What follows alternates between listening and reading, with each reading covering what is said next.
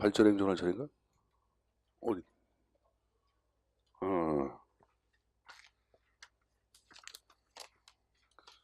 자, 136페이지. 저 2편입니다. 이 편제 정책론을 갖고 그 이론 형태가 구성되어 있어요. 국가직 20문항을 기준으로 약 3문항, 4문항 정도 등장했고, 자, 구체된 잡다는 세 가지 형태, 목표하고 정책하고 기획의 형태로 구성을 시켜놨습니다.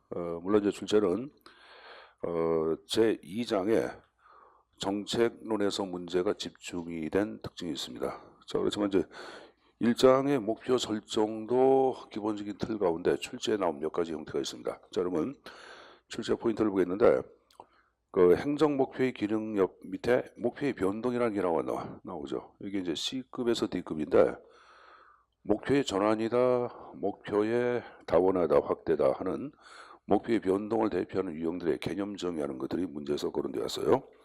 자, 일단 행정 목표가 무엇인가 개념부터 보겠는데, 쉽게 행정이 달성하고자 하는 미래의 바람직스러운 상태를 행정 목표다라고 언급을 합니다. 자, 그렇게만 정리해서 가져가시고, 대선 137페이지의 첨삭지도에 미션과 비전과 전략이 나오고 있습니다.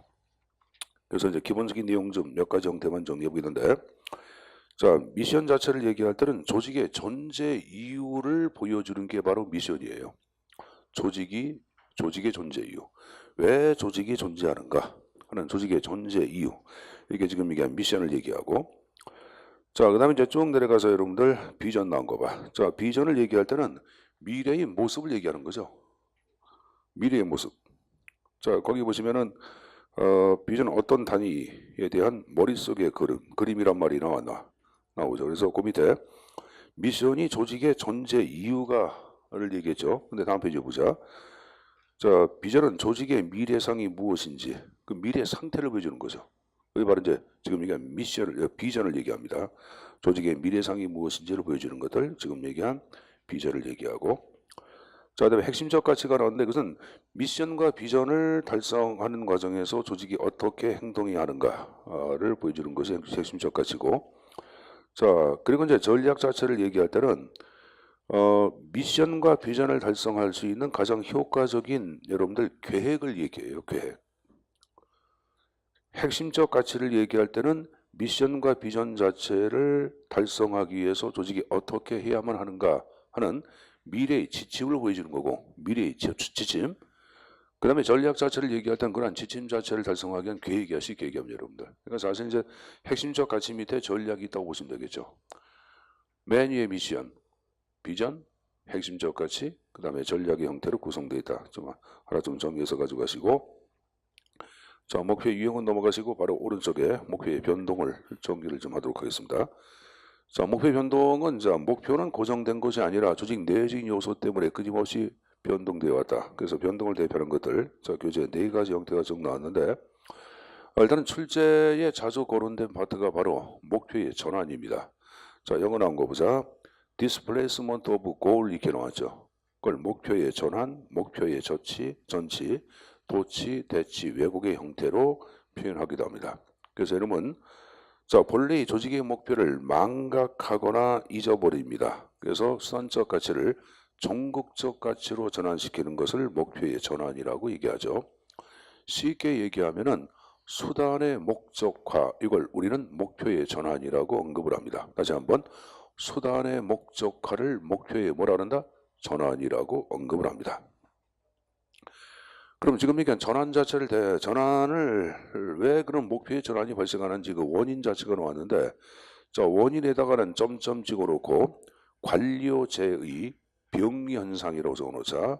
관료제의 병리현상. 병리란 말은 나쁜 점을 얘기하죠. 나쁜 점을 얘기합니다. 역기능을 얘기하는 게야. 그래서 이 관료제 역기능은 나중에 여러분들 관료제 파트 때 자세히 학습을 합니다. 학습을 하고, 여기서는 여러분들 그 기억번에 소수 간부의 권력 이것만 좀 간략하게 설명을 하도록 하겠습니다. 이걸 미헬스 같은 경우에는 과도제의 철칙이라고 얘기하죠. 과도제의 철칙은 필연적인 법칙을 얘기하고 과도는 소수가 지배한다 그런 말이야. 그러니까 소수의 권력자가 지배하는 것은, 조직을 지배하는 것은 필연적인 법칙이다 그 표현인데, 자, 미헬스는 1차 대전 이전에 독일의 비스마르크 정당하에 정권하에 사유지 정당하고 노동자업을 대상으로 일정 기간 동안 연구를 합니다. 그 연구 결과 만들어낸 것이 지금 얘기한 과도제의 철칙이라는 용어를 등장을 시키는데 칠판을 잠깐 볼까요, 여러분들? 여기 보자. 자, 우리가 노동자업 자체를 얘기할 때는 등장한 목적은 뭘까? 노동자의 권익을 보호할 목적으로 노동자업이 탄생해야 하네. 탄생하죠. 자, 그리고 수단으로 등장한 것은 바로 뭐냐? 전체 노동자의 의견을 대표할 수 있는 창구가 필요합니다. 그래서 노조 간부가 등장해. 근데 노조 간부는 일정한 시간 이름에 따라서 그들이 왜 노조 간부가 되는지 본래의 목적을 잊어버리고 노동조합을 그들의 권력력을 채우는 장으로 활용해버려. 그 이 말은 뭐냐?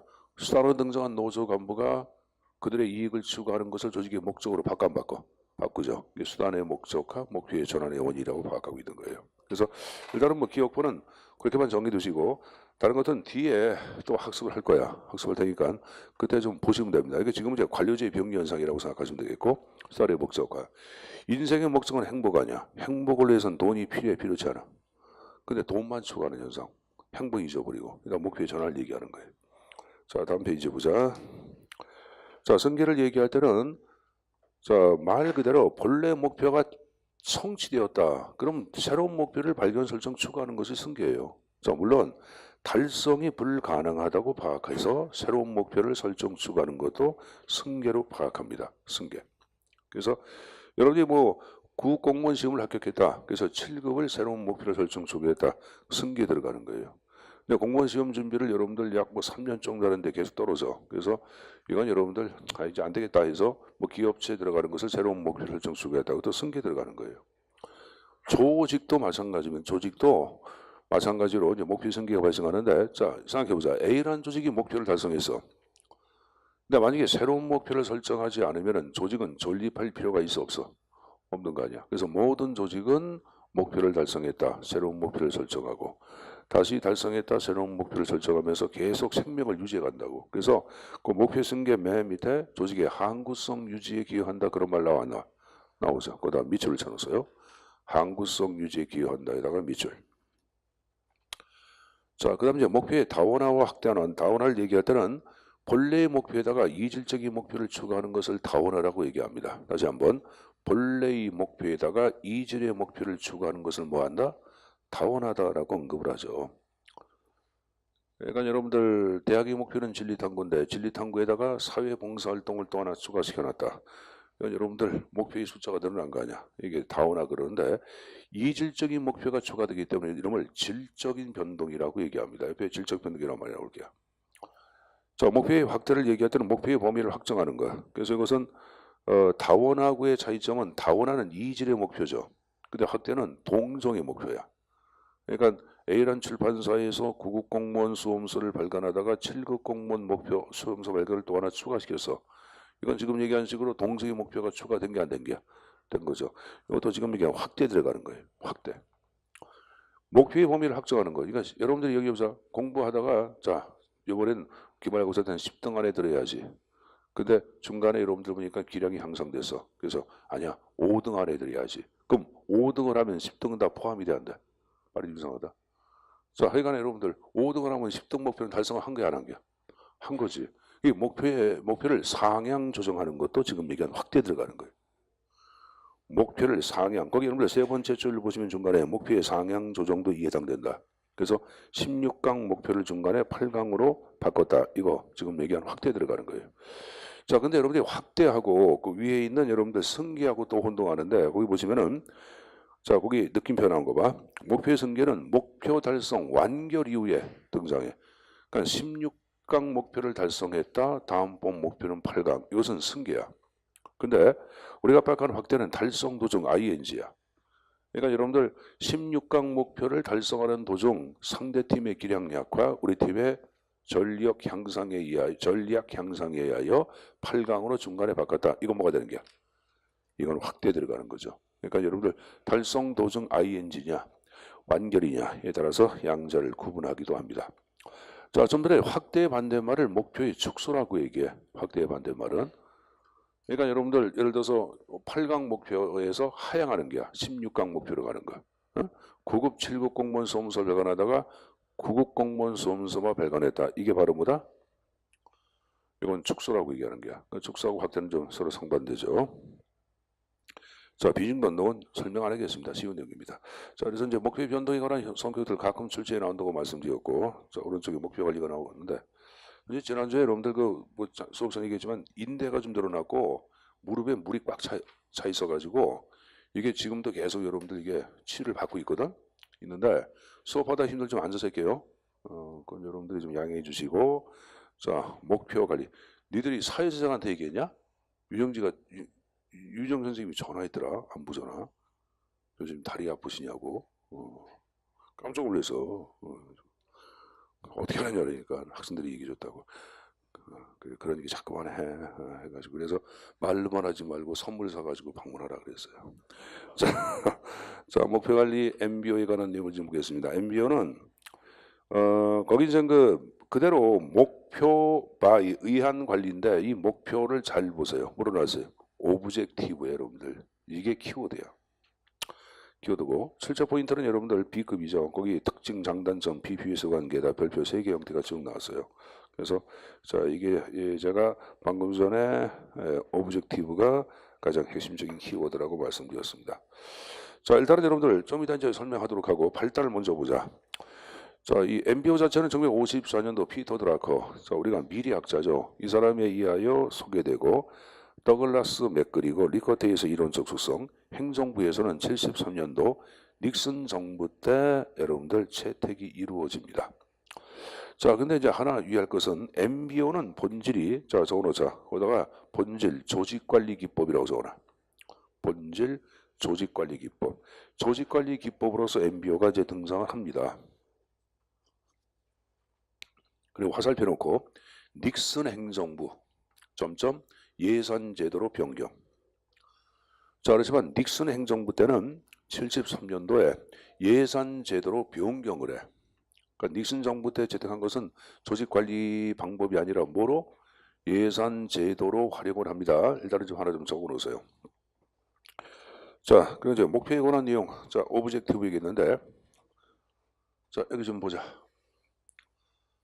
행정의 목표는 이제 다양한 형태의 목표가 존재하는데 크게 여러분들 여기서는 두 가지 형태만 좀 대비해서 보면 돼. 오브젝티브하고 또 골하고 오브젝티브.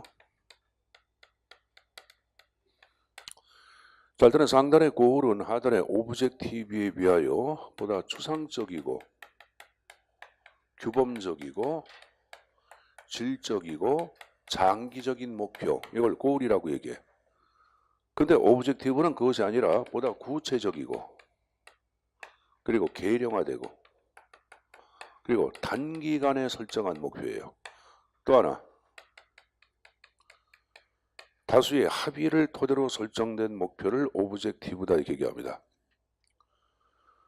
자, 영어에서 서브젝티브가 있고 오브젝티브가 있지. 서브젝티브는 주관적인, 오브젝티브는 뭐라 그래? 객관적이다. 그 객관은 여러분들 다수가 합의할 때보다 객관성을 띄어야 돼요. 띄죠? 하나의 이거야. 구체화되고 계량화되고 단기적이며 합의에 의해 설정된 목표 갖고 조직 관리를 하는 것. 이게 키워드가 돼. 여기 여러분들 단기적인 것은 1년 이내의 목표야. 1년 이내의 목표. 단기적이에요. 단기적인 목표. 1년 이내의 목표. 자, 여기 보자. 목표가 구체성을 띠고 단기적이다. 그리고 여기서는 또 하나. 그러니까 짧은 시일 달성을 목표니까 목표를 그 시간 내에 변동하면 안 돼. 그래서 일단은 픽스드, 고정된 목표임을 전제로 합니다. 무슨 목표? 고정된 목표. 그래서 요걸 일단은 여러분들 요거는 뭐 나중에 한번 얘기하겠지만은 요 성격을 갖고 있는 목표하고 조직 관리가 이루어지는 것이 바로 MBO입니다. 자, 일단 MBO 자체하고 조직 관리가 이루어지는 조직체는 영업소예요, 여러분들. 영업소의 관리 전략은 거의 99% MBO 방식이에요. 지금도 영업소는 MBO 방식을 활용을 합니다. 이게 이제 자동차 영업을 하든 보험 영업을 하든 간에 MBO 방식 자체 갖고 조직 관리가 이루어진다고 보시면 되는데, 자, 여기 보자. 인천 청라 일동 SM 자동차 영업소라고 가정해 보자. 오늘 2019년 12월 30일. 자, 오늘 며칠이에요? 야, 벌써 2월 1일 아니에요, 여러분. 그죠? 여러분, 벌써 나이 먹은 지 한 달 지났어. 그러면 여러분 11개월 지나면 또 한 살 또 먹어, 안 먹어? 먹죠. 그러니까 굉장히 빠른 거 같지? 그죠? 야, 19년도 해가 엊그저께 같은데 벌써 여러분들 좀 지나왔는데, 해가는 이제 12월 30일 모든 기업체나 정부 조직은 종무식을 거행하죠. 한 해 마감을 위하여. 자, 이거 마찬가지야. 영업소도 마찬가지야. 지금 여기가 이제 종무식을 거행하는 현장이고, 요 강연한 선생이 영업소 소장이고, 여러분들 영업소의 사원이라고 가정해 보자. 자, 그리고 자, 일단 여러분들 1년 동안 가장 여러분들 실적이 좋은 영업사원을 뽑아서 올해의 뭡니까? 자동차 왕으로 여러분들 선발해서 상금과 포상을 하겠죠. 자, 그리고 영업소는 팀 단위 활동을 굉장히 중시해. 왜 그러냐 하면은 팀장의 실적이나 영업소장의 실적은 팀원의 실적, 그리고 각 영업소 전체의 실적에 의하여 배당이 이루어지고 인사 고가가 여러분들 매겨집니다. 그래서 마찬가지로 가장 실적이 좋은 한 팀 뽑아서 뭐 한다? 포상을 합니다. 포상을 하죠. 자, 그리고 이런 얘기하죠. 자, 우리가 2018년도에 설정한 목표가 SM 자동차 300대 판매를 목표로 설정했다. 근데 여러분이 열심히 노력한 결과 이름을 초과 달성했다.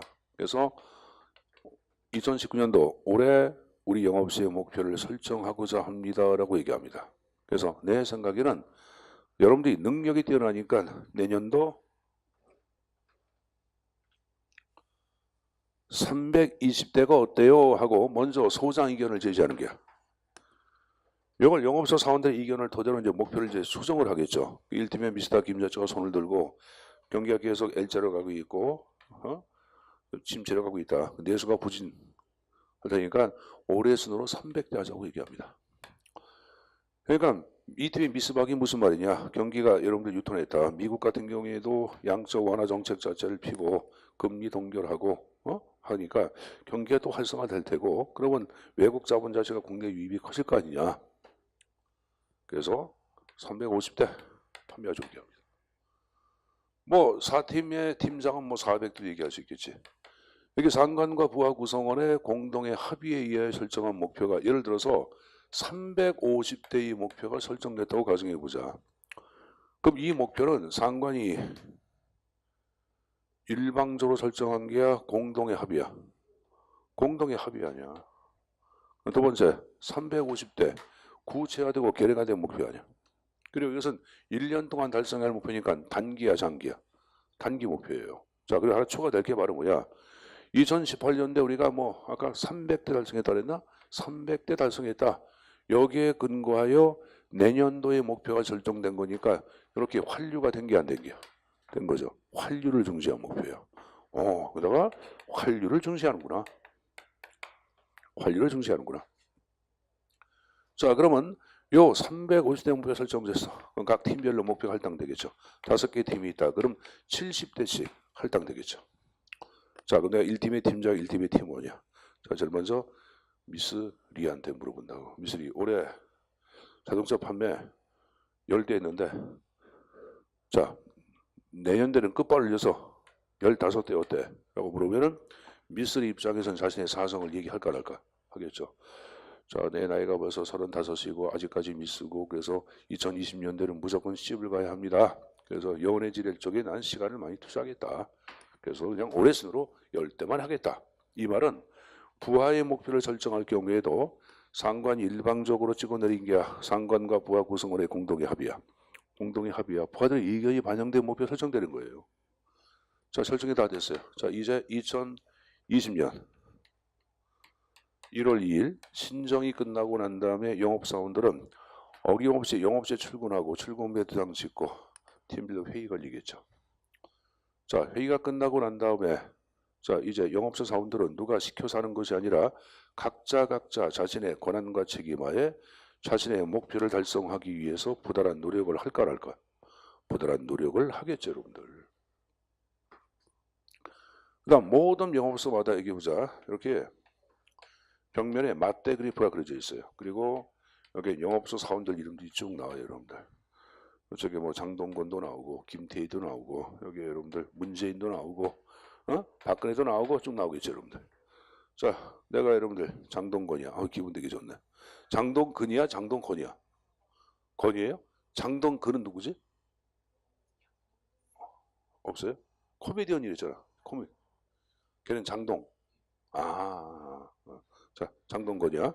자, 그럼 내가 1월달 설정한 목표가 SM 자동차 5대 판매를 설정하기로 했는데 내가 1월 30일에 달성한 것은 3대밖에 달성 못해서 그럼 1월 30일 날 나 스스로 반성을 할까 안 할까? 하겠죠. 야, 다음 달은 초과 달성해야 되겠다. 이 말은 중간평가 한 달 한다. 중간평가 한다 그런 말이에요, 여러분들. 자, 그리고 영업소 사원들은 매주마다 소위 중간실적 보고서를 작성해서 팀장한테 올리고 팀장은 이것을 취합해가지고 매주마다 팀의 실적을 소장한테 꼭 제출해야 합니다. 소장은 여러분들 그럼 매달 영업소 전체의 실적을 작성해서 본사에 보고하도록 되어 있습니다. 이런 식에 따라서 조직관리가 이루어지는 것을 MBO 방식이라고 얘기하거든. 그럼 이제 개념을 잠깐 봐봐. 개념. MBO란 조직 상하 구성원의 자발적인 참여와 합의를 토대로 조직의 목표, 영업수행 목표가 설정이 됐지. 또 상하 구성원의 소장과 부하들의 합의에 의하여 부하들 개개인의 목표가 설정 부과됐고, 부하들 각자 자신의 권한과 책임하에 직접 직무를 수행하죠. 그리고 수행 결과를 스스로 평가 완료시켜 일성 제고에 기여하는 관리기법. 이게 MBO를 얘기하는 거예요. 자, 그럼 MBO는 특징이 있겠죠. 첫 번째, 목표를 설정할 때 부하들이 권한 갖고 참여해서 안 했어요. 그래서 참여적, 분권적 관리를 특징으로 한다. 자, 이번에 목표는 아까 계량화된 목표라고 계산했어요. 그렇죠? 그다음 세 번째, 영업소는 아까 팀워크를 중시한다 그랬지. 그럼 팀워크 중시한다는 것은 상호의존성과 팀워크를 중시한다를 한다. 중시한다 그런 말이고. 그 다음 페이지 보자. 중간평가 완료, 최종 결과 검토평가 완료했죠. 그래서 완료와 최신성을 강조합니다. 자, 영업소 사원들은 누가 시켜서 일을 해? 자발적, 자율적으로 해. 자발적, 자율적으로. 이게 바로 Y이론적 인간관이에요. Z는 타인한테 간섭받기를 싫어하는 존재를 Z라고 얘기합니다. 그래서 여러분들 아마 성격이 좀 자유분방한 분들은 어떤 여러분들 조직의 틀, 굴레를 좋아해, 싫어해? 싫어하니까 자신의 여러분들 자율적인 책임하에 이루어지는 영업활동하면 오히려 여러분들 성과를 높이는 경우도 의외로 많아요, 여러분들. 그래서 하여간에 Y나 Z 이론적 인간관이 나와 있는 거예요, 여러분들. 자, 그럼 목표 관리의 절차가 쭉 나왔는데, 제일 먼저 조직 목표를 명확히 설정했고, 아까 영업수행 목표를 설정했고, 부하들의 목표를 설정했죠. 업무 수행하고 중간평가 해산해서 했고, 그 다음에 최종 결과 검토평가 완료가 이루어집니다. 자, 그럼 MBO 장점도 있고 단점이 있겠죠. 어떤 장단점이 있는지 그 내용을 좀 보자. 자, 장점을 얘기할 때는 의사결정 과정에서 부하들이 각자 권한 갖고 참여했죠. 그래서 이게 바로 뭐야? 분권적 참여. 그죠? 그러면 부하들의 의견이 존중된 것, 이걸 조직의 인간화라고 얘기하는 거예요. 이런 것들은 조직의 발전에 기여하겠고. 자, 이번에 여러분 당연히 개인의 목표가 달성되면 조직 목표 달성에 이바지해야 안 해? 하죠. 그럼 대립되는 게 일치조화야. 일치조화. 그러면서 번에 모든 노력을 목표 달성에 집중을 시킵니다. 이를 통해 효과성 그리고 생산성 제고에 기여한다. 당연히 부하들의 의견이 반영되고 분권을 강조하는 거니까 민주화 상하향에 기여하겠고, 여러분 밑줄 수직적 의사소통의 활성화란 말이 나오죠. 아까 목표를 설정할 때 상하 구성원이 합의하는 거 아니에요. 위아래 막 이렇게 활성화되는 거 아니에요. 위아래. 수직적 인간관계가 아닙니다. 아래 위 사이의 의사소통 자체가 활성화되고 있다 그런 말이에요, 여러분들. 아래 위 사이에. 자, 그럼 이제 5번 나온 거 보자. 결과에 대한 책임 수락을 가능케 한다 이런 말 나왔는데, 자 여기 보자. 아까 여러분들 그 영업소 사원들 개인의 목표를 설정할 때는 상관이 일방적으로 설정한 게 상관과 부하 구성원의 공동의 합의야. 공동의 합의 아니야. 그럼 공동의 합의를 토대로 목표가 설정됐으니까 내가 의견이 반영된 거 아니야. 그러니까 아무리 결과가 나쁘게 나오더라도 내가 설정한 목표니까 결과에 대한 책임을 수락해야 한다 그 표현입니다. 객관적인 평가 기준이란 말 알겠고 자율적인 책임을 통한 팀워크와 능력 발전에 기여하겠고, 7번에 분권적 참여적 관리를 통한 자 그다음에 관료제의 부정적인 측면을 제고할 수 있다. 여러분 관료제는 이거 아니에요. 여기 보세요. 여러분들 시험 날짜가 가까우니까 얼굴이 굉장히 그늘이 끼는 것 같아. 그러지 마요 여러분들. 우리 접수가 2월 아유 구정 끝나고 그 다음 주부터네. 그죠? 아직 시간 많이 남았잖아. 4월 얘기면 여러분들 지금 얼마 안 남았네. 2월달, 3월달 해서 60일, 한 65일 정도 남은 것 같다. 그죠? 65일이면요. 많이 남았네.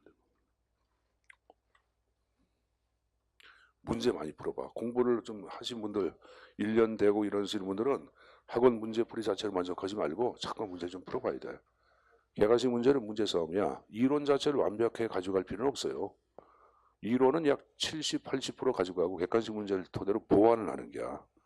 그럼 이게 이제 차림을 끔하게 경고해줘. 그럼 웬만한 과목들 뭐 90, 95 나오거든? 그럼 합격이 아니야. 그렇게 하는 거예요. 그러니까 너무 여러분들 공부하는 방법 가운데 사회학 특히 행정학 같은 게 이론만 치중했다가 보면 오히려 나중에 뭐가 문제도 몰라. 그게 그가 더. 그렇게 하지 말고 기본적인 이론은 7, 80% 정도 이두시고 문제를 도로 자꾸만 보완해야 돼. 물론 이제 학원에서 이제 문제풀이 다 들어야 되겠죠.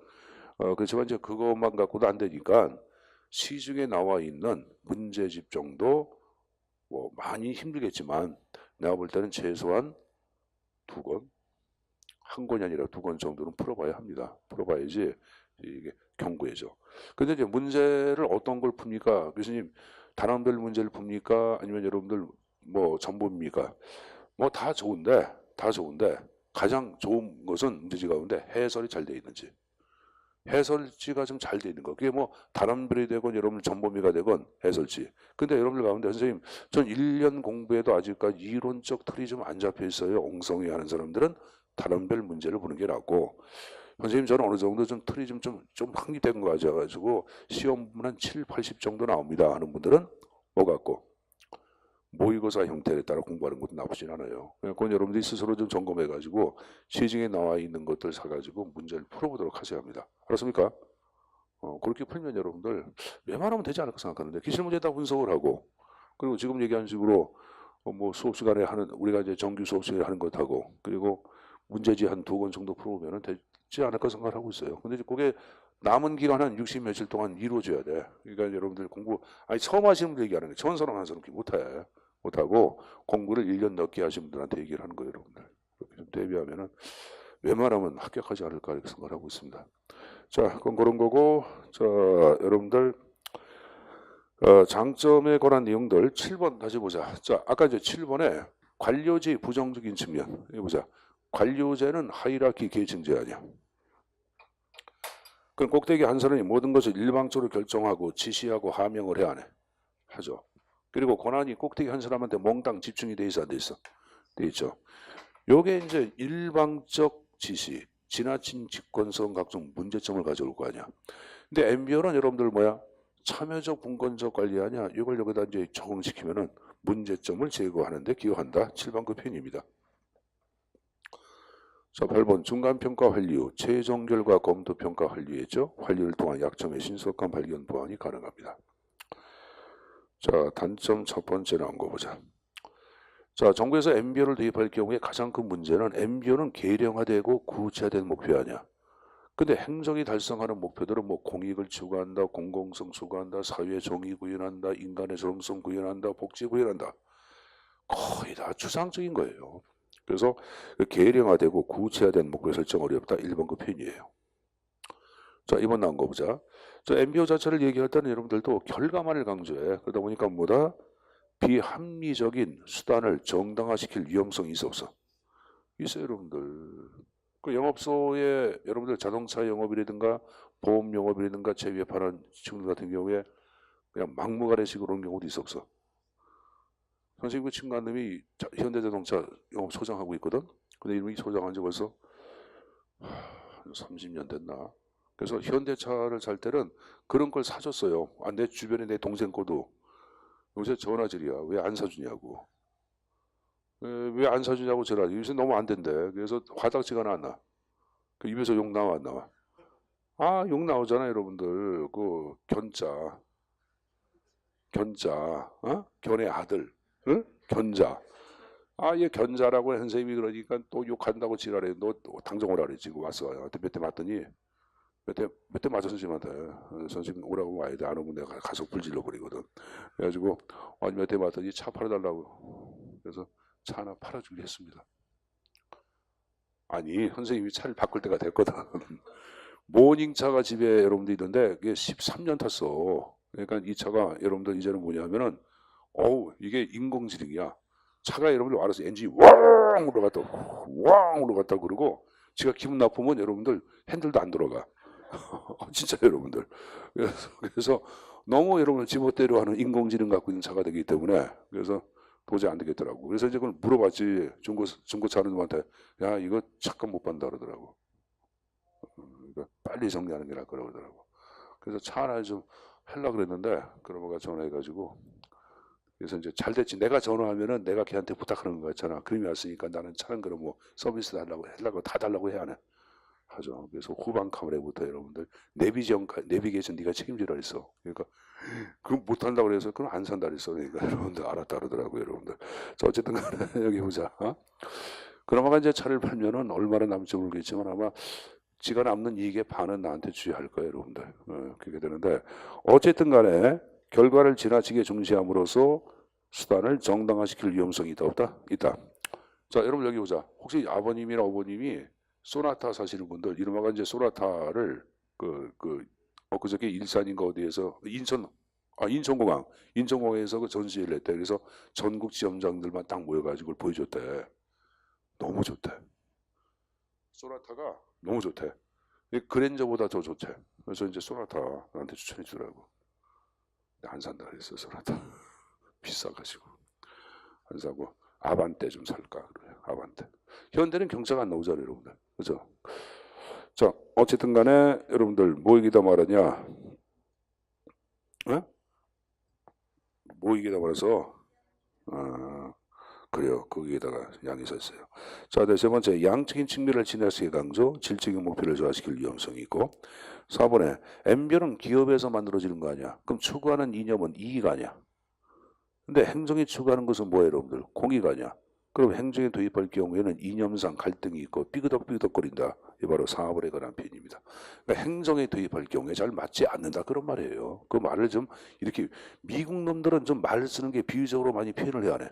하죠. 이건 한국 사람이 이런 게 아니고 미국 사람이 쓴 거를 국내 학자들이 번역을 시켜놓은 거예요. 그러니까 이 말을 이렇게 좀 참 미국들 보면 이상해, 그죠? 직설적인 화법을 안 쓰고 좀 이렇게 화법을 좀 돌려서 얘기하는 경우가 의외로 많아요, 여러분들. 그래 안 그래요? 그렇죠. 자, 우리나라 사람도 그런 경우가 있지. 우리는 옛날에 시조 그런 것도 그죠? 개새끼도 비유적으로 한 거 아니야. 아니 나쁜 놈은 그러면 좋은데 그죠? 넌 나쁜 놈이야 그게 아니라 뭐 개새끼 그러잖아요, 여러분들. 그죠? 욕하는 게 아니라 선생님이 오늘 말을 좀 얘기하는 거예요. 자, 그 다음에 이제 5번에 목표를 설정할 때 상관과 부하 구성원의 공동의 합의다 보니까 많은 시간과 노력이 들어가고 매주마다 중간 실적 보고서 작성해서 위로 제출할 경우에는 서류 작성 시 업무 부담이 크다고 하는 단점이 내포되어 있습니다. 자, 6번에 급격한 변화의 환경하에서는 목표가 변동될 개연성이 커 안 커? 크죠, 여러분들. 그래서 유동적인 상황 하에서 그 유용성이 상실될 위험성이 있다 없다? 있다고 비판을 받기도 합니다.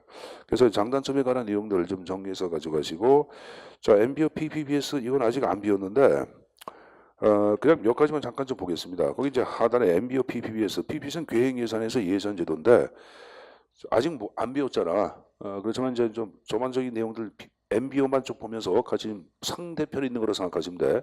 MBO는 조직관리 기법으로 개발이라 그러죠. 근데 PPBS는 본질이 예산 제도야. 계획 예산이고 MBO는 영업소 같은 작은 조직을 대상으로 합니다. 그래서 부분적이란 말을 쓰고 MBO는 국가 전체 예산이라 보다 종합적 성격이 강하다 이렇게 얘기합니다.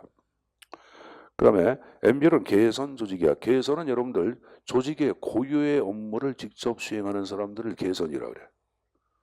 영업소에서 고유의 업무는 뭐야? 영업활동 아니야. 영업활동. 그 이제 영업활동을 수행하는 사람들 이게 바로 개선이야. 근데 이제 막료를 얘기할 때는 참모를 얘기합니다. 비서관, 연구관, 연구소에 근무하는 사람들 이들을 보통 막료 스텝이라 그래. 니를 보자. 1박 2일 같은 경우에 여러분들 출연진이 있어 없어? 그들이 개선이야. 굳이 얘기하면. 옆에 조명 들고 여러분들 뭐 코디도 있고 이런 사람들을 뭐라 한다? 카메라 이 사람들을 스텝이라 그러죠.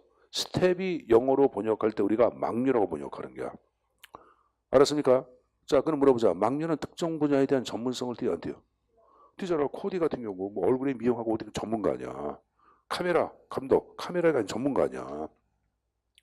그래서 이쪽에 이제 막류는 여기서 PPB에서는 예산과 관련된 전문가들이 꼭 있어야 돼. 그래서 이제 막류란 말을 쓰고 있는 거고, 이쪽은 일반적 기술만 있으면 됩니다. 왜? 개선이라. 막류는 전문적인 기술이 필요해야 돼. 통계화된 전문화된 기술이 필요하고, MBO 자체를 얘기할 때 내적 산출량에 치중합니다. 무슨 말이냐면 선생님 보자.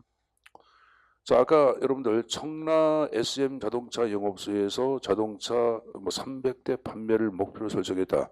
그럼 300대 판매만으로 끝나는 게야. 우리가 300대 판매함으로써 국가 경제 이바지하고 세계 경제 활성화에 기여한다고 따져 안 따져? 그런 거 안 따져. 근데 PPB에서는 틀려. 예산 제도다 보니까 정부가 예산을 투입해서 국가 전체 국민 경제에 미친 영향까지 더 고려해야 돼. 그래서 이쪽은 여러분들 외적 파급 효과 고려한다 그런 말 나왔나? 나오고 부분적, 개별적, 종합적. 자, MBR은 여러분들 여기 보자. 아까 아랫사람 의견이 상층부로 올라가죠. 그래서 상향 별표에도. 근데 이쪽은 PPB에서는 위에서 찍어내리는 하향이야. 그리고 MBR은 아까 분권 별표, 이쪽은 직권이에요, 여러분들. PPB에서는 나중에 배우더라도 일단은 기본적인 틀 정도 좀 있다고 하는 것 정도만 정리해서 가져가십시오.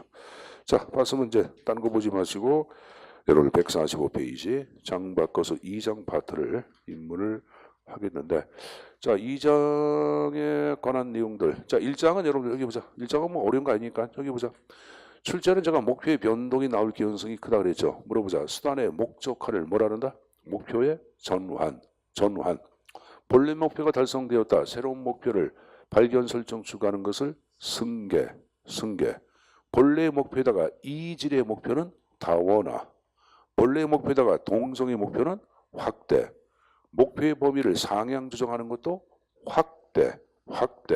됐습니까? 자, MBO에서 가고 있는, 자, MBO 약자 얘기해봐. M은 뭐야? 매니지먼트. B는 by. O는 오브젝티브. 자, 오브젝티브 자체를 얘기할 때는 질적인 목표야, 계량화된 목표야. 계량화. 장기야, 단기야. 단기 목표. 그죠, 여러분들? 합의된 목표라 그랬죠? 조직 관리가 이루어진다고 말씀드렸어요. MBO 자체는 상향이야, 하향이야? 상향. 아까 상향 밑줄 PPB에서 비교한 거 분권이야, 직권이야?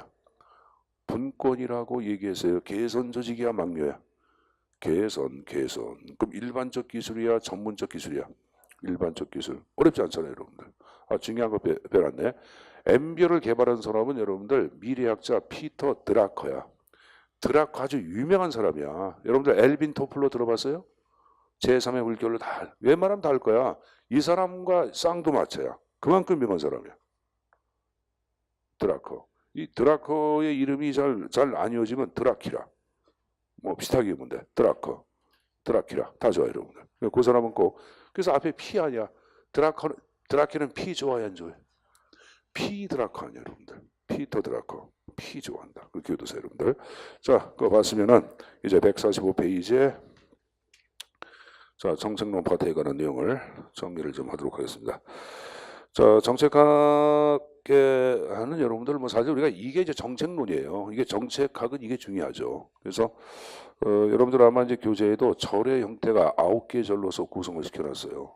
각각 절이 다 중요한데 1절에 정책학의 기초에 자 출제 우선순위 10위권 안에 들어오는 게 문제가 나왔죠. 이 바로 뭐다? 정책의 유혹이야. 별표 3개 나와서 안 나왔어? 나왔죠, 여러분들. 자, A급이라고 말씀드렸습니다. 자, 먼저 그럼 정책과학.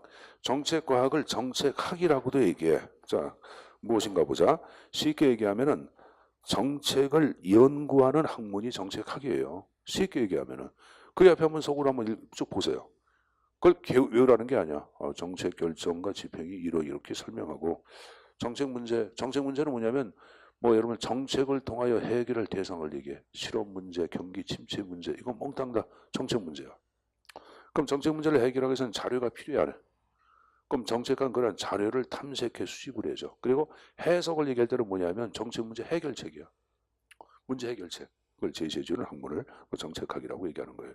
그러니까 여러분들 정책학이 무엇인지 이제 알았죠, 여러분들. 그러니까 개념만 이해해서 가져가시고 자, 근데 이제 그 정책학의 그러면 연구 목적이 무엇인가? 그 밑에 또 내용이 나오는데 이 목적 묻는 게 과거에 9급에서 문제가 한 번 나왔는데 자, 또 영어 나왔네. policy orientation. 자, 그대로 번역해봐. 뭐야? 정책, 지향. 정책 지향. 자, 정책 지향이라고 하는 여러분들 글을 발표해. 라스웰이, 맥스웰 동셀이야. 라스웰은 여기서 뭐라 하냐? 정책학의 연구 목적을 정책 과정의 합리성 제고를 통한 인간의 존엄성 구현이라고 얘기했어요. 합리성 제고란 말은 제가 합리성 뭐라 했어요? 목표에 대한 수단의 적합성 아니야. 그렇죠? 그러니까 여러분들 인간의 존엄성을 구현하기 위해서 가장 적합한 과정을 만드는 걸 얘기해요. 그게 바로 정책 과정의 합리성 제고를 통한 인간의 존엄성 구현이야. 인간의 존엄성을 구현하기 위한 가장 적합한 과정을 만드는 것, 이게 정책학의 연구 목적이라고 파악하고 있어요. 그러니까 정책학의 연구 목적의 가장 궁극 목적은 바로 뭘까? 인간의 존엄성 구현이라고 할 수 있어 없어? 있죠, 여러분들. 이걸 묻는 게 한 문제예요. 이걸 묻는 게. 그래서 그 밑에 그 내용을 구체적으로 표현해 놓고 있는데 그거 보지 마세요. 시험 문제 안 나왔으니까. 안 나온 건 과감히 넘어가도 상관없습니다. 자, 넘어가 보세요. 그럼 우리가 정리할 것은 그 다음 페이지에 라셀이 파악한 정책과학의 특성에서 4가지 형태 묻는 거. 여기 가끔 출제해 놓았었고 경기도 개별 기출 문제에서 출제해 놓았던 내용입니다. 자, 4가지 형태가 쭉 나오고 있어요. 자, 상황성이란 말이 나오죠. 이걸 맥락성이라고도 얘기합니다. 자, 현재 어떤 정책이 존재한다. 그러면 그 정책이 존재하는 것은 과거에 특정한 문제가 있었고 문제를 해결하기 위해서 현재의 정책이 존재하는 거 아니야. 그러면 이 정책이 여러분들 집행되면 새로운 미래가 만들어지겠지. 그러니까 정책을 연구할 때는 과거, 현재, 미래를 이렇게 단락단락 나누지 말고 분절화시키지 말고 어떻게 통으로 맥락이 있음을 인식하고 연구하자고 파악하는 거야. 과거, 현재, 미래에 걸쳐서 어떤 식으로 여러분들 정책 자체가 변화가 되고 왔는지 그런 걸 연구하자고 파악하는 거예요. 그래서 이것을 맥락성, 상황성이라고 얘기하는 거예요. 여러분들. 이걸 역사성이라고도 얘기합니다. 그럼 여러분들 나라마다 역사가 틀려 안 틀려? 틀리면 여러분들 당연히 여러분들 정책과학도 그 나라마다 정책과학의 내용이 좀 바뀌가 안 바뀔까? 바뀌겠죠. 그건 당연한 겁니다. 자, 한국에서 연구하는 정책과학의 여러분들 지금 중점과 문제하고 미국의 정책과학의 중점 문제는 같다 틀리다. 다르다고 봐야 되겠죠. 여러분들. 좀 미국이 여러분들 50년대, 60년대 미국적 상황 자체가 그대로 여러분 이동돼서 지금 한국에서 전개되고 있대.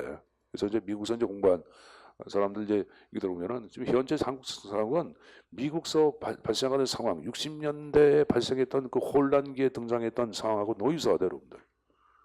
그러니까 뭐 미국은 뭐 물론 이제 흑백 논리의 갈등이지만 지금 다문화 갈등도 있어 없어. 국내 측이 중국 교포가 가지고 여러분들 국내에서 많은 범죄를 야기하고 있고 중국 교포 조선족에 대한 인식이 좋아 안 좋아?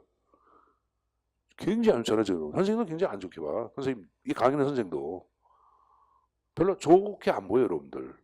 나는 진짜 좋게 안 보이거든. 근데 이제 이렇게 안 보이는 어떤 이건 흑인단 혐오감하고 비슷하잖아. 비슷하죠, 여러분들. 그러니까 그러한 문제, 그 비슷하다고 보는 거예요, 여러분들. 그리고 남녀 간의 성별 대결이 첨예하게 이루어잖아. 지금 미국이 이랬대, 60년대. 그래서 성별 대결을 극복하기 위해서 얘기했던 게, 그 여러분들 나체촌 만든 히피종 얘기했잖아. 그들 야 그러면 성별 대결 극복은 뭐냐? 그냥 발거벗고 돌아다니자. 그럼 성별 대결 없다고 파악한 거예요, 여러분들. 그러니까 뭐 당시의 미국적 상황과 지금의 상황이 굉장히 비슷하죠, 여러분들. 비슷한데, 근데 그들의 역사는 이게 60년대고 우리는 언제 겪고 있는 거야 지금? 2010년도, 20년도에 걸쳐서 지금 겪고 있어요, 여러분들. 그러니까 이제 뭐 당연히 여러분들 역사에 따라 좀 정책을 연구하는 방향. 지금 미국은 이제 그게 아니잖아요, 여러분들. 미국 전체를 얘기할 땐 경기 부양 문제가 가장 큰 핵심이 돼야 한다. 지금 미국 몇 년 동안 80년도, 70년대부터 미국은 연방정부가 적자를 기록했어. 지금도 적자예요, 여러분들. 근데 적자가 편성된 이유는 경기를 어떻게 활성화하기 위해서 큰 정부를 만든 거 아니야. 재정 지출을 증가한 거 아니야. 국가 국채 발행하고 막 쓴 거 아니야. 그래도 지금 얘기한 적자 문제가 시정이 안 되고 여러분 경기가 여러분들 이게 지금 이게 안 떴어. 그러다가 트럼프 때 좀 또 안 떠. 트럼프 때 뜬 거예요, 여러분. 트럼프 때. 그럼 미국 놈들은 뭐냐? 야, 트럼프처럼 정책을 피니까 미국 경기가 좋아지는 거니까 앞으로 미국의 어떤 정책을 얘기할 때는 미국 중심의 보호주의 정책을 필 가능성이 많고. 그죠, 여러분들. 내가 볼 때는 정권이 바뀌어도 트럼프에 다음에 여러분들도 트럼프의 정책을 여러분들 그대로 계승할 가능성이 커. 그럼 우리나라 쉬워져, 어려워져? 어려워지겠죠, 여러분들. 어려워지겠죠. 어려워지겠죠. 근데 그들 자체가 여러분들 그래서 지금 얘기했던 게 여태 얘기했던 게 뭐예요? 금리 정책, 금융 정책한 거 아니야? 금리 제로 금리 한 거 아니야? 그 제로 금리 하고 난 다음에 이제 경기가 약간 좋아지니까 금리를 인상한 거 아니야? 좀 인상. 근데 금리를 인상하면 또 문제가 발생하잖아. 뭐가 발생해? 금리를 인상하면 돈이 회수가 돼야 되겠고 여러분들 또 돈 갚아야 되겠고 그럼 또 경기가 다시 이제 좀 풀린 게가 꺾여. 꺾이니까 금리 인상 동료 인상 안 하겠다 이게 한 거 아니야. 그리고 양적 완화 정책. 양적 완화 정책이 뭐야? 일단 사회생활에 배웠지. 양적 완화를 얘기할 때는 불경기 극복을 위한 최후의 보리로 쓰는 게야. 그건 뭐냐면은 정부가 직접 뭘 하냐? 국채를 매입을 해. 중앙은행 자체가 중심이 돼가지고 국채를 매입하기 위해서는 돈을 찍어야 찍어래. 통화량 자체를 증가시키는 게야. 국채를 매입하는 게야. 그러면 통화량이 증가되면 시중에 돈이 많이 풀려 안 풀려? 풀리는 거예요, 여러분들. 금리는 동결시키고 시중에 돈을 막 푸는 정책이야. 최후의 보리죠, 여러분들. 이게 별로 좋은 정책 아니거든. 지금 그럼 미국이 지금 그거 하겠다는 얘기야. 그러니까 내가 볼 땐 요거 앞으로 한 2, 3년 정도는 계속 좋아지겠지. 그럼 2, 3년 동안은 여러분 우리가 예측할 수 있는 게 바로 뭐다? 국내 주식이 올라간다, 올라간다? 올라간다. 미국 놈들이 돈 생기니까 어디로 투입하는 거야? 후진 국가 쪽으로 여러분들 또 주식도 또 시작으로. 금리가 올라가면 돈 쫙 빠져나가. 보세요, 여러분들. 미국 금리가 좀 여러분들 좀 떨어지면 여러분들 돈 다시 풀려가지고 오잖아. 그럼 금리 동결하니까 지금 이제 코스피 그럼 올라가잖아요, 여러분들. 올라가요. 그러니까 이게 이제 세계 경제에 이렇게 몰려 사는 건데 미국이 그렇게 하고 있거든. 자, 하긴 미국하고 한국은 좀 틀립니다. 상황성이고 두 번째 문제 지향성. 정책학은 특정 문제를 해결하기 위한 처방성을 제시한 게 정책학이라고 해야 하죠. 그래서 이게 문제 지향은 처방성을 얘기하고 다양성을 얘기할 때는 여러 학문 분야에서 다양한 기법이나 수법을 받아들인다. 이게 다양성 적어놨는데 선생님은 이 다양성 번역을 굉장히 싫어하거든요, 여러분들. 자, 다양성 자체를 얘기할 때는 여러분들 보세요. 다양성은 여러 학문 분야에서 독자적으로 연구하는 게 워낙은 다양성이야. 그러니까 정치학, 사회학, 행정학, 여러분들 법학 모든 학문에서 각자 정책을 연구하는 거. 그건 뭐다? 그건 다양성이야. 근데 학제적 접근을 얘기할 때는 여러 학문의 공통 분모로서 A, B, C, D, E, F, G 학문이 따른 공통 분모, 교집합 부분 자체를 추출해야 되는 걸 얘기해요. 여기는 여러분들 행정학에서는 어떻게 하냐면 이 정책학에서는 여러 학문 분야 자체의 기법 자체를 정책학과 어울리는 분야를 뽑아가지고 학문을 만들어내. 그러니까 사실 다양성보다는 이게 학적 접근이 좋은데 국내 학자들이 그냥 다양성이라고 위해서 다양성이라는 말을 적어놓고 있는 거예요. 그냥 엄밀한 의미로 사회과학에서 파악하고 있는 종합과학은 다양성하고 학적 접근으로 나눠서 얘기한다고. 약간은 틀려요, 여러분들. 틀려요. 자, 이걸 뭐 다양성 좋습니다. 자, 규범성. 자, 별표도. 아까 정책학의 연구 목적은 아까 뭐라 해서 인간의 존엄성 구현. 이게 지금 얘기한 규범성을 얘기하는 거예요. 이 규범성은 언제 바람직한 상태를 지향하는 것도 규범성이라고 얘기하는 거고, 그렇죠? 당위적으로 추구할 가치. 이것도 규범성이라고 해야 하네.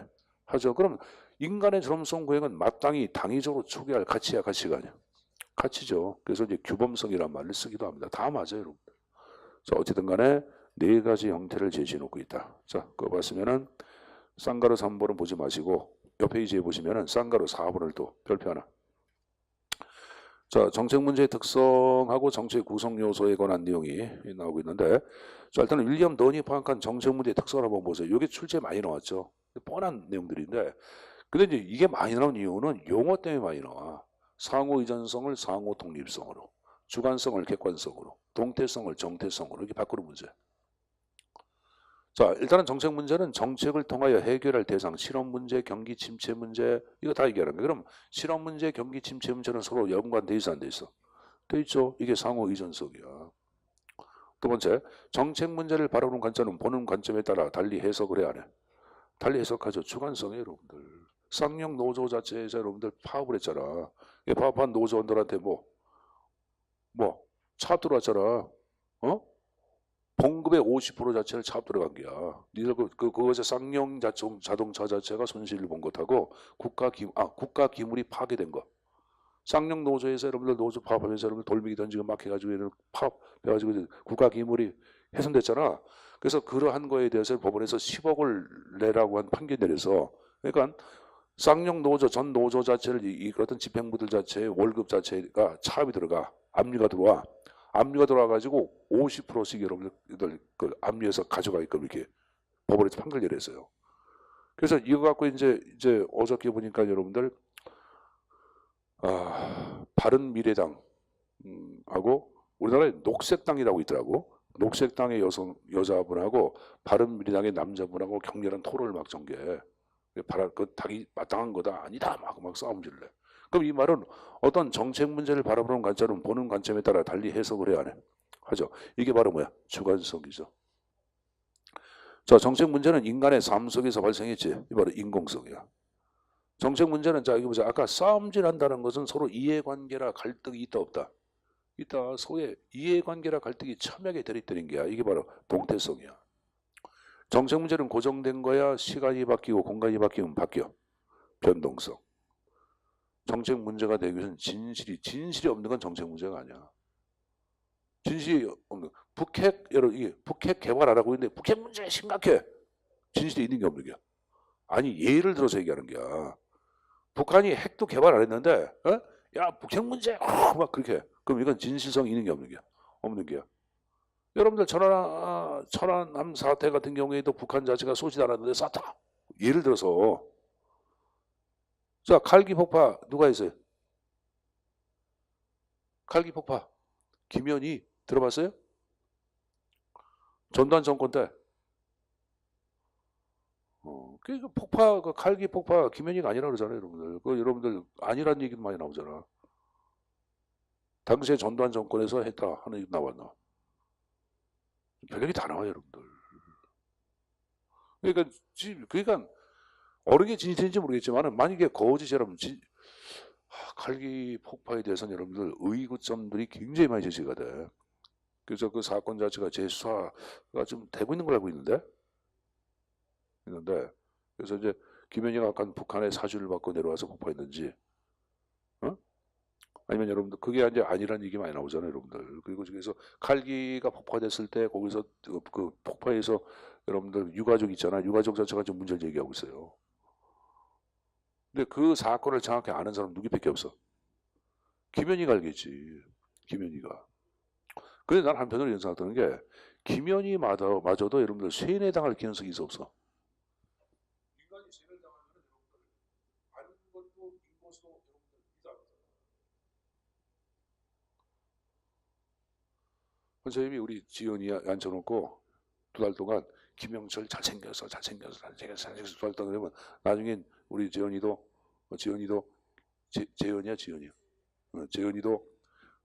누구야? 김영철 잘생겼다고 생각을 해야 하네. 아니면 김영철 그 나이 먹은 김영철 말고 코미디언 김영철 하청아 숭례되는 김영철 있잖아. 자 그만두자 여러분들. 내가 모든 정책 문제는 진실이 있어야지 성립이 되는 거예요. 진실성이란 말을 쓰고 있는 거예요. 알았습니까?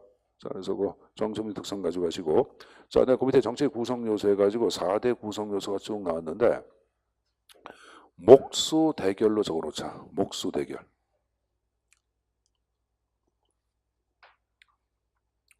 자, 목은 정책 목표, 정책 수단, 대상 집단, 결정 주체.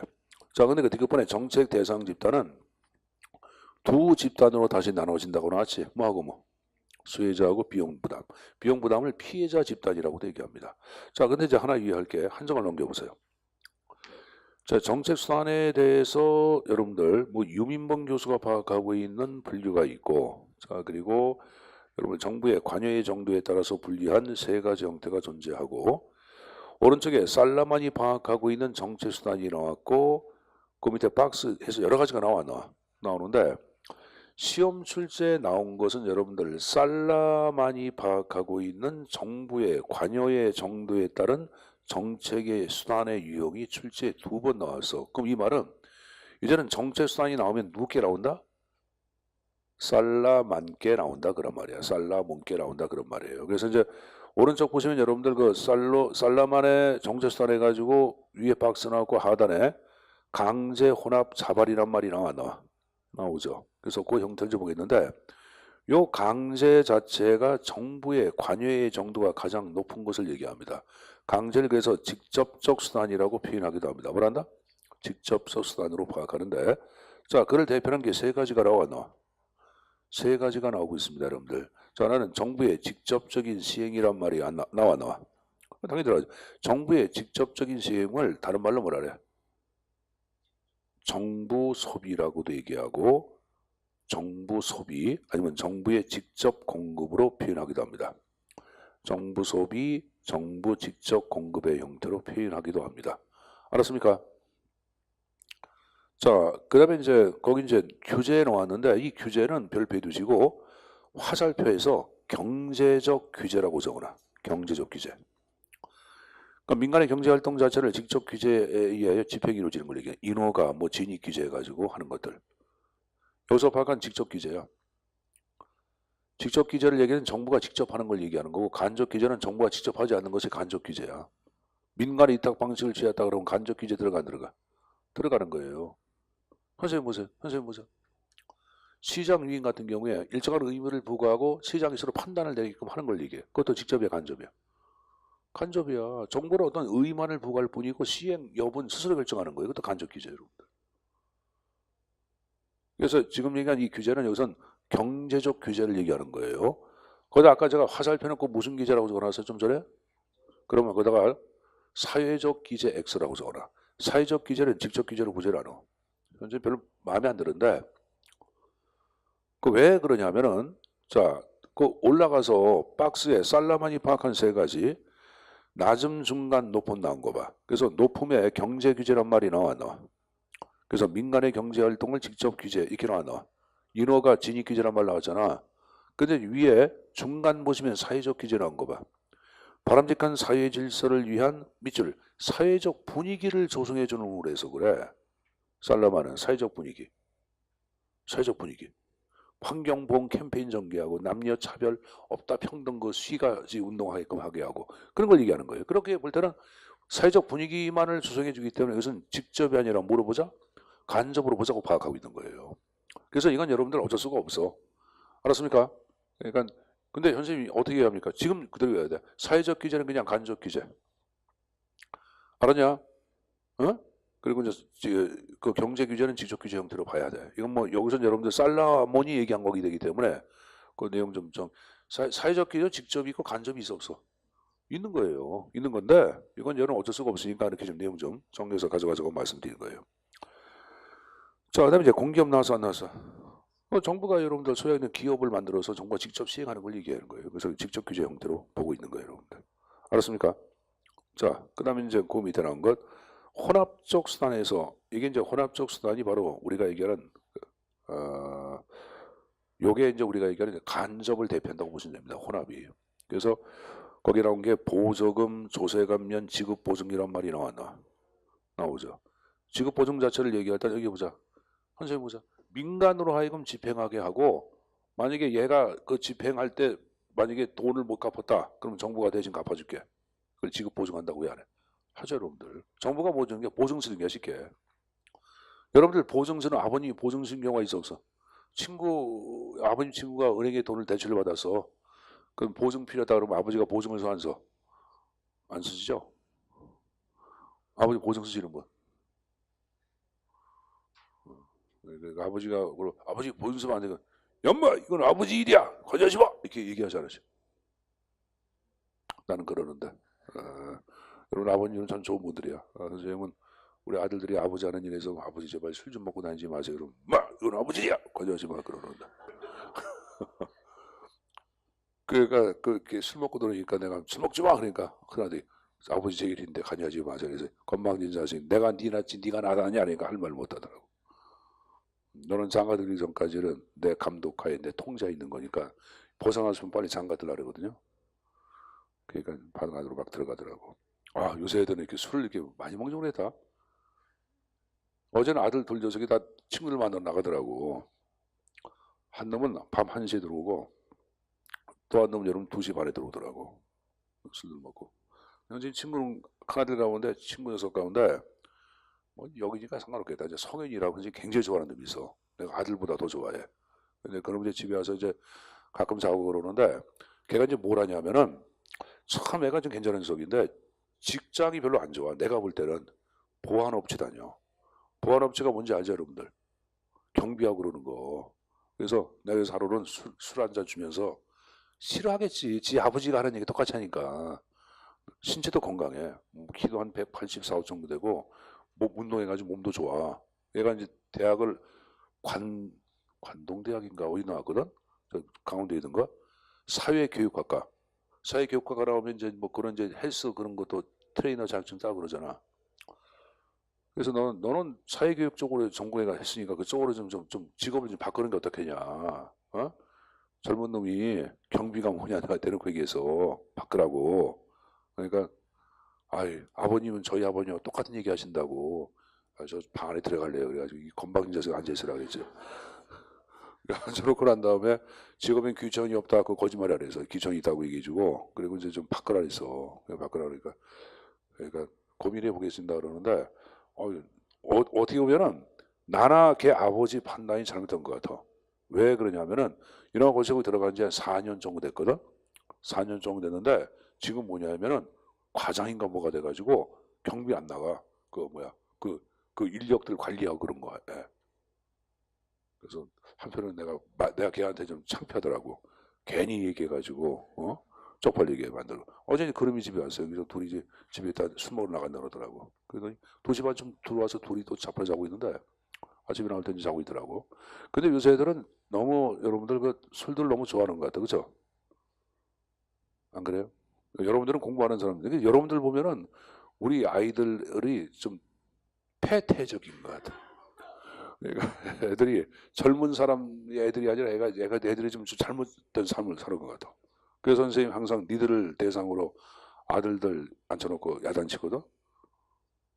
그거 할 말이 없잖아. 여러분 얼마나 열심히 살아요, 여러분들. 능력 개발하고 열심히 아침 새벽에 나가서 책 보고 여러분들 저녁 늦게 책 보고 자고 공부하는 게 노력을 하잖아. 그러니까 아버지는 특수한 그 입장에서 공부하는 친구들만 얘기해서 그런 거지 제 친구들은 다 놀아요. 끼리끼리야 끼리끼리야 그러죠 여러분들. 다 태폐적이고 막 그러거든요 여러분들. 네. 자 어쨌든 간에 지급보증은 혼합적 수단에 들어간다는 것 정도 정해서 가져가시고 그 강제하고 혼합 그 형태는 꼭 외워두셔야 합니다. 제가 아까 제가 사회적 기재도 물어본다 혼합의 형태로 본다 안 본다? 본다까지 얘기했어요 여러분들. 자발적은 민간 부분의 자율적인 활동을 자발적 수단이라고 얘기하는 거예요 여러분들. 그래서 그 정도까지만 내용 좀 정리해서 가져가십시오. 됐습니까? 용어 좀 가져가야 돼. 자 봤으면 이제 정책 이 파트가 나오는데 이 파트는 좀 쉬었다가 수업을 또 진행하도록 하겠습니다. 쉬었다 자.